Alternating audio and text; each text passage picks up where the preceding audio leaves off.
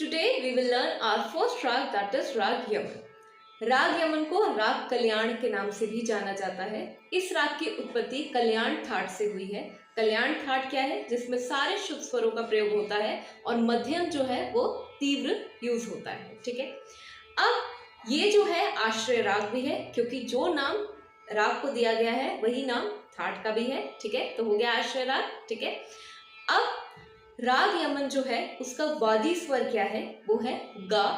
ठीक है, और संवादी स्वर जो है वो है नी। अब वादी और संवादी स्वर क्या होते हैं? वादी स्वर जो है वो फर्स्ट इंपॉर्टेंट स्वर होता है राग का।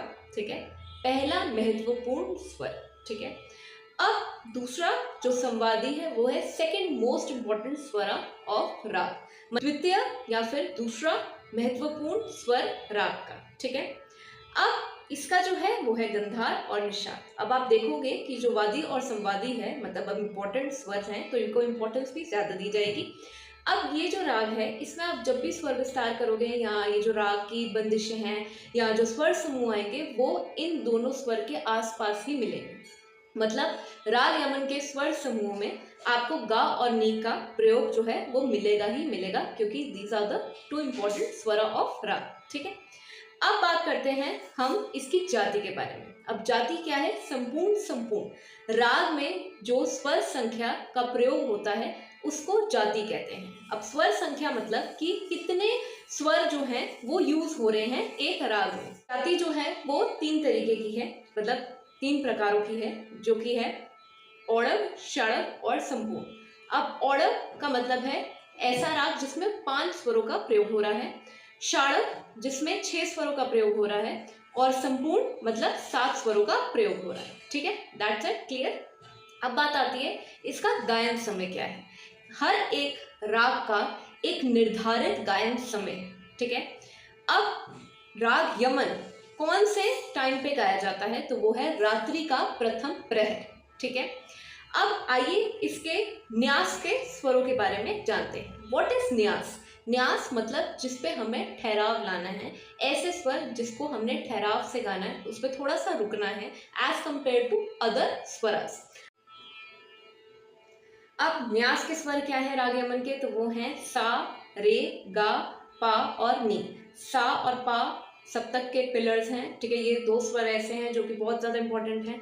ठीक है, इसमें आपको राग के उससे नहीं चलना कि राग में सा इंपॉर्टेंट है या नहीं, क्योंकि हर एक गाने में सा और पा इंपॉर्टेंट है ही हैं। ठीक है, गा और नी इसलिए इंपॉर्टेंट है क्योंकि वादी और संवादी हैं two most important swaraj of raag. ठीक है, और रे ऐसा जब आप आगे जाके राग गाओगे तो आपको नी, गा और रे को मिला के अलग अलग स्वर समूह मिलेंगे, जिससे आपको पता चल जाएगा कि रे पे हम न्यास मतलब ठहराव हम रुक क्यों रहे हैं। ठीक है, तो बेसिकली न्यास के स्वर आपको पता चल गए हैं।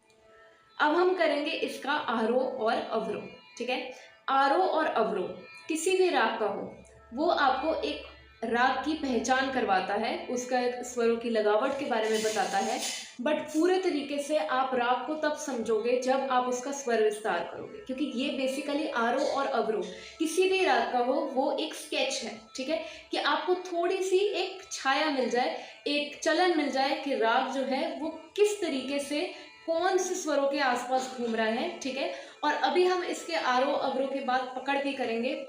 पकड़ का मतलब है कि ऐसा छोटा स्वर समूह जो किसी राग को दर्शाता है। ठीक है, मतलब एक ऐसा पैटर्न स्वरों का, ठीक है, जो आपको किसी राग का बोध करवाए, मतलब किसी राग की छाया को याद दिलवाए। ठीक है, तो आइए राग यमन का आरोह अवरोह और पकड़ देखते हैं।